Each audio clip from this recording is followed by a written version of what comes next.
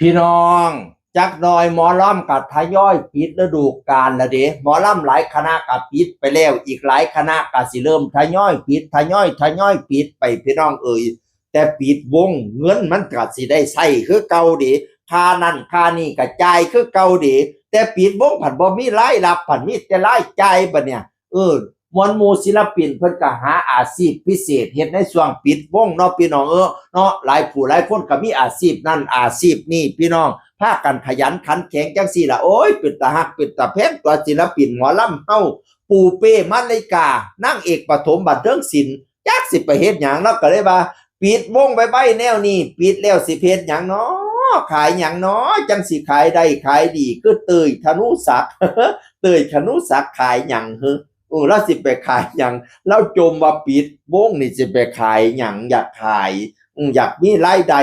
น้อยนึงปัดโพดอีกขั้นสิขายทุเรียนกับบ่ซ้ำซ่องคืออายพระเอกโกธวัชไส้เนาะแนะนำแน่ขายหยังจังสิขายดีพะนะบ่า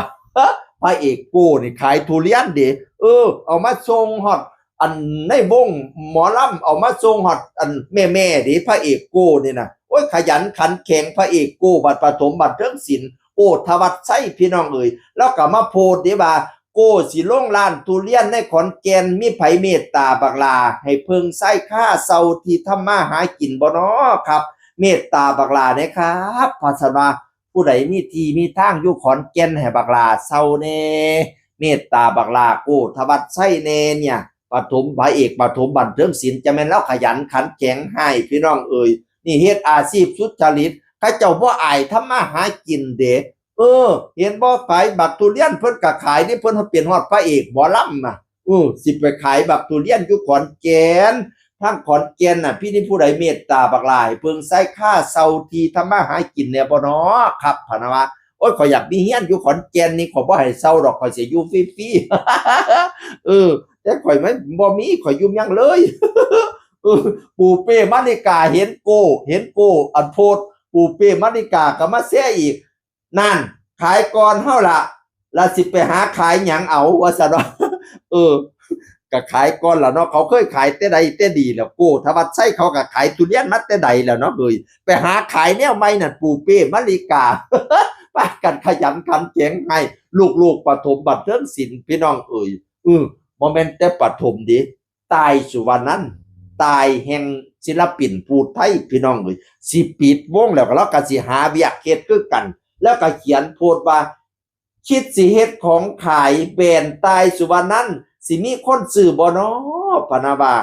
สิเฮ็ดแบรนด์ที่เฮ็ดของขายแบรนด์ตายสุวรรณนันท์สิมีคนซื้อบ่น้อก็สิมีคนหักคนหอมคนเมตตาอยู่ดอกอีหลาเฮาทำงานสุจริตซื้อขายหงายมืออย่างสุจริตลองเฮ็ดเบิ่งคนก็สิมีคนจุกยูอุดหนุนอยู่ดอกอีหลาเอ้ยเฮาเป็นคนดีก็สิมีเฮาเฮ็ดอาชีพสุจริตสิพ่อขายได้อยู่ดอกเพราะยังอึ้งมาน่ะลองเฮ็ดเบิ่ง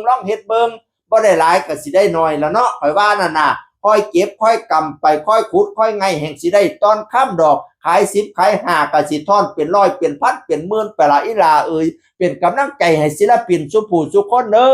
ช่วงพักวงก็สิหาอาชีพหาแนวเฮ็ดแต่ละผู้แต่ละคนก็ได้พี่น้องเอ้ยดีแล้วรู้จักทำมาหากินค่อยเห็นดีเห็นงามนำอยู่นี่ก็ได้เป็นกำลังแรงใจให้เด้ออีหลาบักลาศิลปินผู้สู่การสู่งานสู่ผู้สู่คนเสียงคนเก่าเว้าสู่ฟังสวัสดีครับสวัสดีครับ